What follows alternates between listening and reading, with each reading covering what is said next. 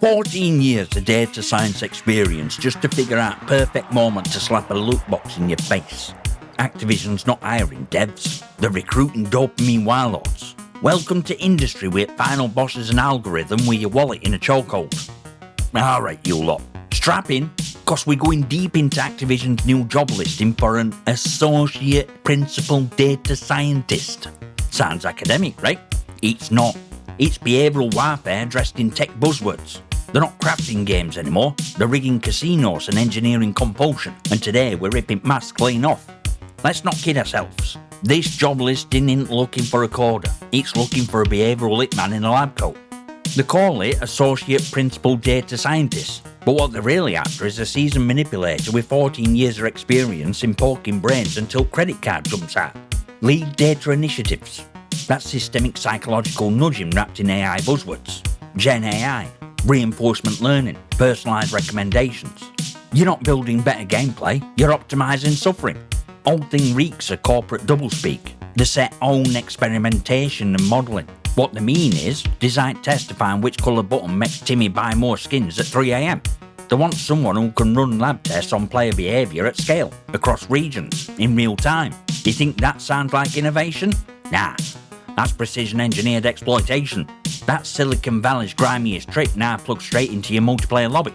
And kicker? This gig pays up to $264,000. That's not a salary, that's a bribe to sleep at night.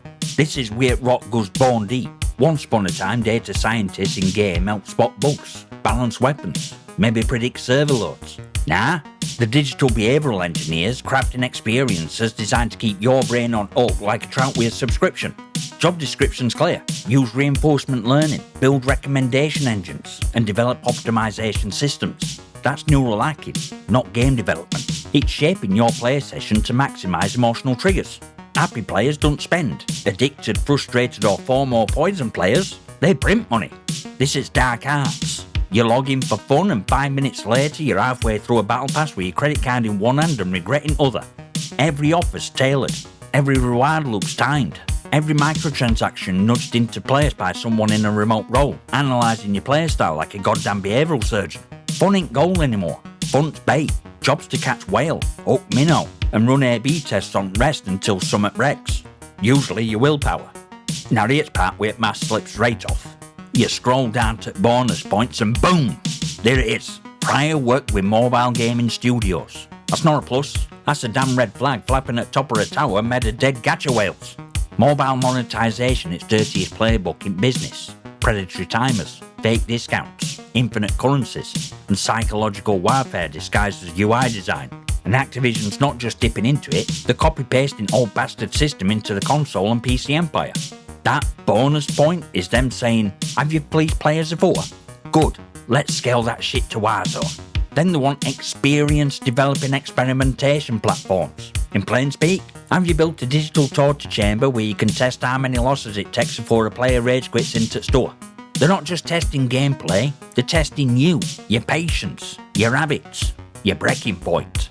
And let's not skip over tech stack, Airflow, DBT, MLflow. That's big boy data infrastructure.